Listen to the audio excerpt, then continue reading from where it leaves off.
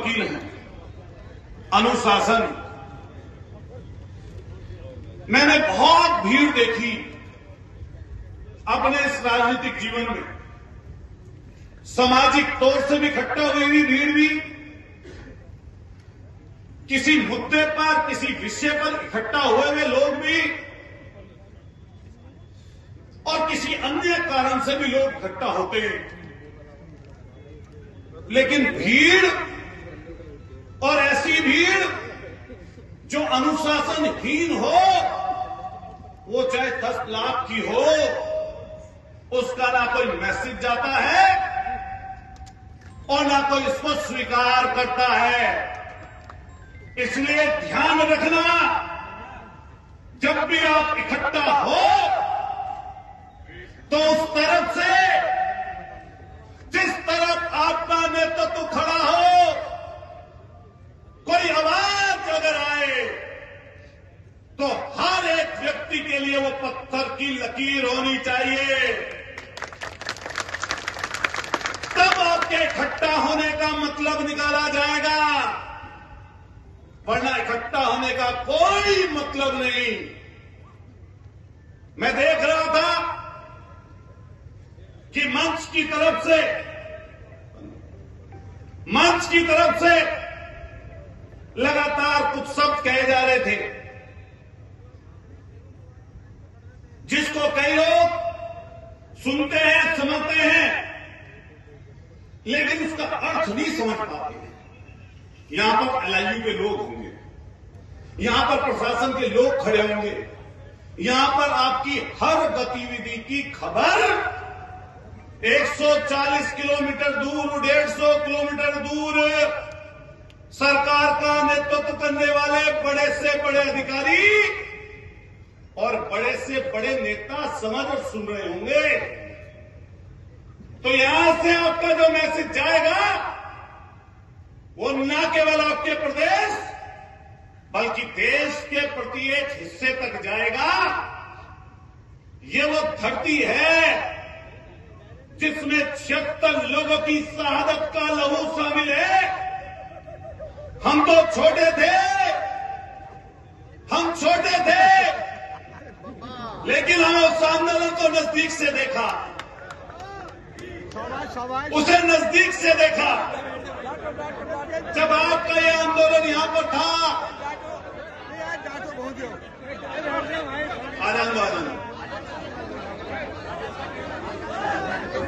बोलो नारायण भगवान की, बोलो देव नारायण भगवान की। बंद करो, हाथ खाओ दोनों भाई। बोलो देव नारायण भगवान की। आवाज दो, आप बोलना एक, आवाज दो, एक है, आवाज दो, आवाज दो। आओ बैठ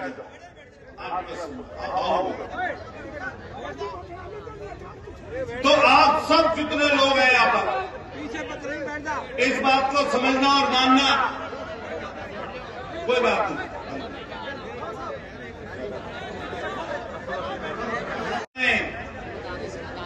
आपको सिर्फ जयपुर की सरकार नहीं सुन रही, आपको दिल्ली की सरकार भी सुन रही है।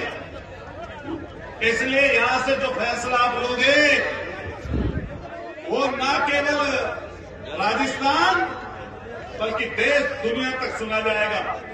भाई सब लोग बैठ जाओ, पानी थोड़ा, कोई दिक्कत नहीं भैया, पानी वालों। राजनीतिक दल में बैठे हुए नेता की मजबूरी होती है कि वो सरकार के खिलाफ और जिस दल पार्टी में हो उसके नेता के खिलाफ नहीं बोल पाता। लेकिन सामाजिक संगठन के व्यक्ति के ऊपर कोई भार या कोई किसी तरह की ऐसी ताकत नहीं होती जो उसे बोलने से रोक दे। तो इसलिए आप स्वतंत्र हो, जो चाहो सरकारों के खिलाफ वो बोलो, गाली नहीं देनी, लेकिन अपनी बात तो मनवानी है ना। सरकारों ने धोखा दिया, एक सरकार की बात नहीं कर रहा, सरकारों ने धोखा दिया, तभी 50 के टेम्परेचर पे यहां पर आप लोग इकट्ठा हो। अगर सरकार धोखा ना देती तो आप इकट्ठा थोड़ी ना होते। धोखा दे रहे थे इसलिए इकट्ठा हुए हो। इसलिए जो आपकी 11 सूत्रीय मांग है, चाहे वो 9वीं अनुसूची की हो, चाहे वादा खिलाफी की हो, और चाहे 11 की 11 मांग जो आपकी है, अगर उस मुद्दे पर आपके साथ किसी राजनीतिक दल का व्यक्ति, किसी पार्टी का व्यक्ति, किसी सरकार का व्यक्ति आपके साथ खड़ा होता है तो वो आपका सच्चा मित्र है। और अगर जो आपके इस मुद्दे के साथ खड़ा नहीं होता, चाहे वो आपके बराबर में बैठा हुआ व्यक्ति है, वो ना आपका दोस्त है, ना आपका प्रिय है, वो है आपका दुश्मन। इसलिए सरकारें आती हैं, सरकारें जाती हैं, विधायक लोग बनते हैं, सांसद लोग चुने जाते हैं, लेकिन समाज पहले भी था, आज भी है और हमेशा जिंदा रहेगा। इसलिए समाज से बड़ा ना कोई संगठन, ना कोई दल, और ना कोई विधायक, ना सांसद, ना कोई मंत्री। और ऐसा तो मुझे लगता नहीं कि जब आप टेबल पर जाओ, इतने लोगों की शहादत हो, इतने लोगों की कुर्बानी हो, इतने पढ़े लिखे लोग हों, कोई अधिकारी, कोई मंत्री आपको बहका ले जी।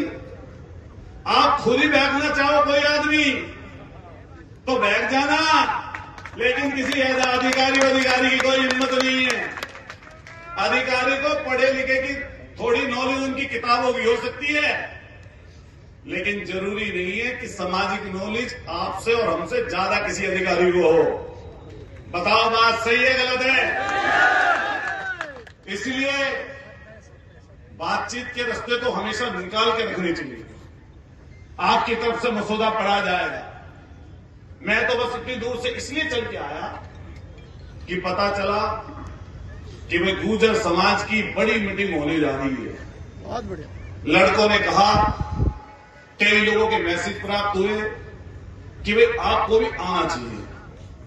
तो मेरे मन में भी ये बात, इसको आप ये मान लीजिए कि कुछ ज्यादा लगाव है, या ये मान लीजिए कि मैं भी आपका ही खून हूं, तो हमें यहां पर आना पड़ेगा।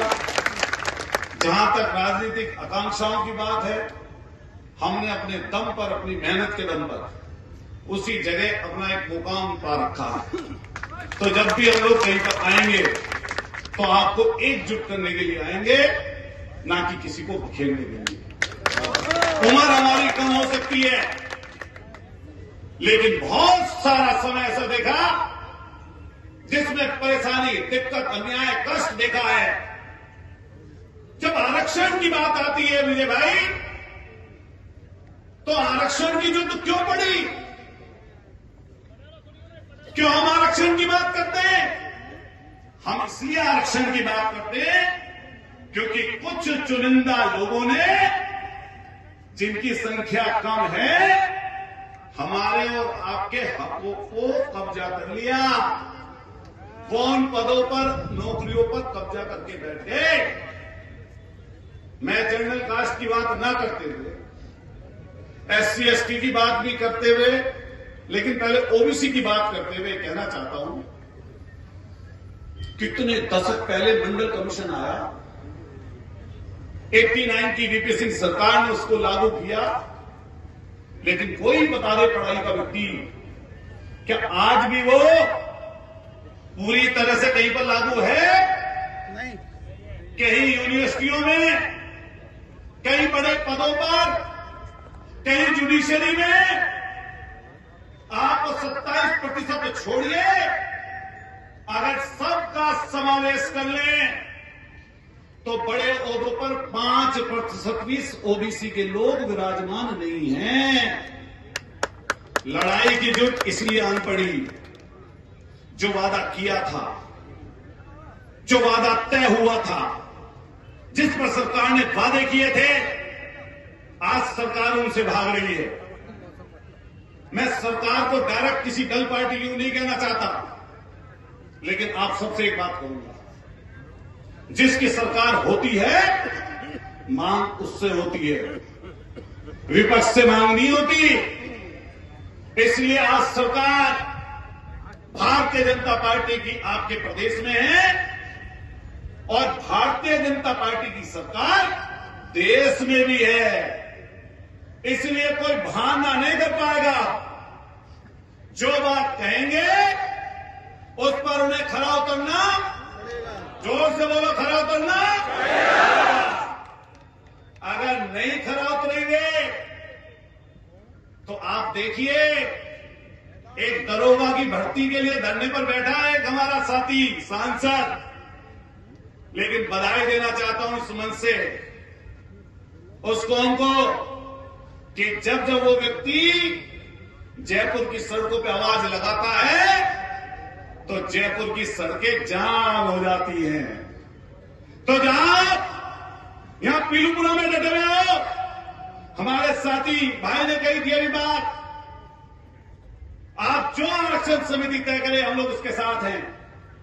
हम मोर्चा उत्तराखंड में लेंगे, हम मोर्चा उत्तर प्रदेश में लेंगे, हम मोर्चा दिल्ली और हरियाणा में ले आएंगे।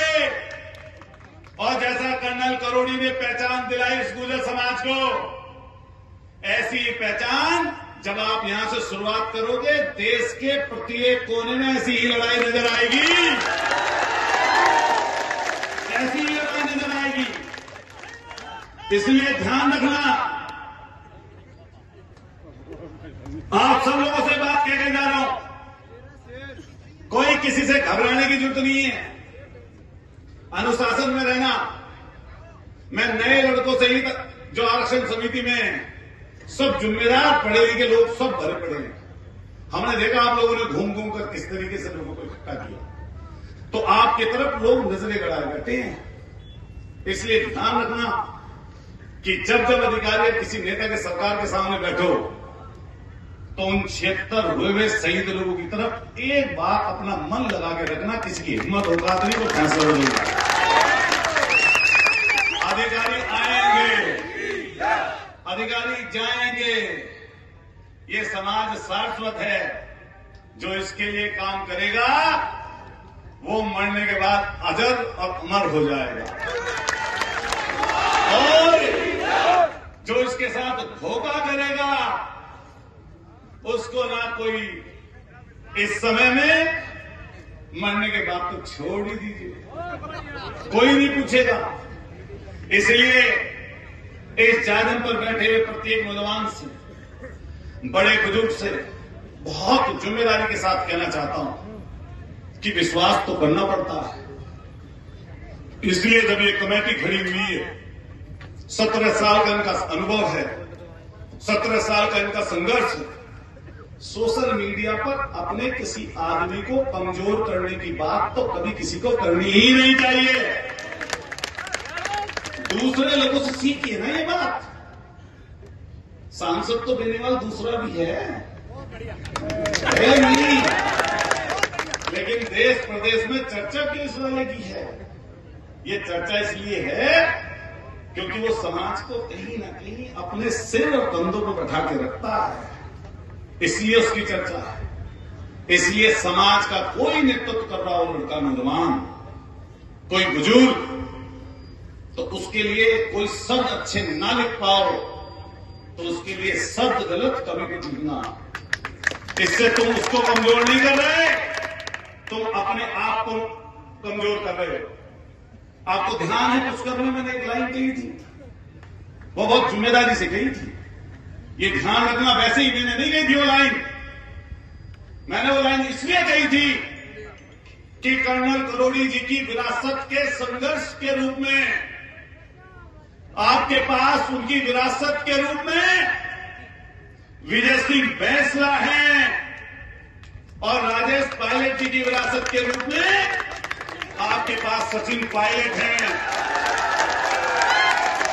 जब सामाजिक संगठन की बागडोर विजय सिंह बैंसला जी पर है, इस पुनर् आरक्षण समिति पर है, तो आप एक एक व्यक्ति ट्रस्ट करके इनका मजबूती से साथ देना, हम सब लोगों को इनका साथ देना चाहिए।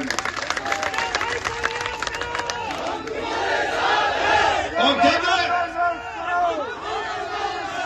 जब बात मुख्यमंत्री बनाने की आएगी तब देखा जाएगा, जब जहां खड़े होना है। सही बात, गलत बात, ये मैं कहना चाहता हूं आज की सरकार से कि विजय बैंसला से मत टकराना, चक्कर में मत पड़ जाना। विधायक सांसद कुछ नहीं कर पाएंगे जब ये सोती कौम जाग के खड़ी हो जाएगी। कोई सांसद नहीं। और सारी जितनी जालम बैठी है यहां पर, सरदारी बैठी है, एक एक आदमी एक एक लाख के बराबर का है ये। और जब पूरा समाज, एमबीसी समाज बैठा है, तो आपकी ताकत तो 5 गुनी बढ़ गई, 5 गुनी। लेकिन नेतृत्व करने वाले की जिम्मेदारी ज्यादा होती है। जो नेतृत्व करता है उसके पीछे जो चल रहा हो, उसके दुख का, सुख का, परेशानी का, दिक्कत का, उसके ऊपर आने वाले अन्याय का नेतृत्व करने वाले की जिम्मेदारी बनती है उसकी रक्षा करे। इसलिए गुर्जर समाज के लोगों के ऊपर अपने बाकी के समाज के लोगों की जिम्मेदारी है कि अगर कोई इनकी तरफ भी आंख उठाएगा तो गुर्जर समाज उसकी आंख नोचने का काम करेगा। ये ध्यान रखना। ऐसी बात कोई नहीं कहूंगा जिससे अनुशासन बिगड़ जाए, लेकिन एलआई और सरकार वाले लोग समझ लो। फोटो देखते हो उस लड़के की जिसमें उस लड़के के पैर घुटने टिके हुए हैं और गोली पीठ पे नहीं थी, उसके छाती पर थी, छाती पर, यहां थी, यहां दिल के ऊपर। इसलिए प्रशासन के लोग ये सुन ले, समझ लें कि देश की आजादी के पहले और देश की आजादी के बाद ये कौम राष्ट्रभक्त रही है। देश की आजादी के पहले अंग्रेजों के आंख खट्टे किए, दांत खट्टे किए, और आज बॉर्डर पर दुश्मनों के दांत भी खट्टा गए, किसान और गुर्जर कौम करने का काम करती है।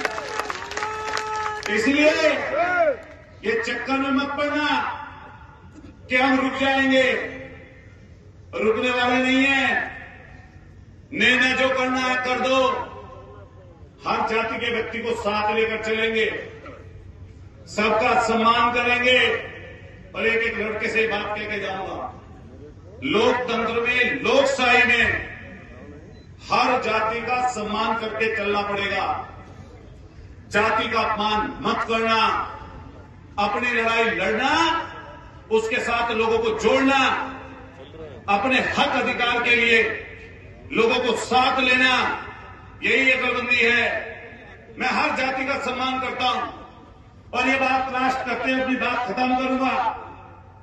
अपनी जाति की तरक्की करना, अपनी जाति को आगे बढ़ाना, उनका सम्मान करना, उनसे संस्कार लेना, उन्हें संस्कार देना, ये खराब चीज नहीं है। खराब चीज है किसी जाति के लिए अपशब्द बोलना। इस लोकतंत्र में हम हर जाति के व्यक्ति को जोड़ के चलेंगे, इकट्ठा करके चलेंगे और तब आगे बढ़ेंगे। और आपकी पूरी गुर्जर आरक्षण समिति के एक एक बुजुर्ग को, पूरी जाजम को हाथ जोड़कर मैं साधुवाद देता हूं।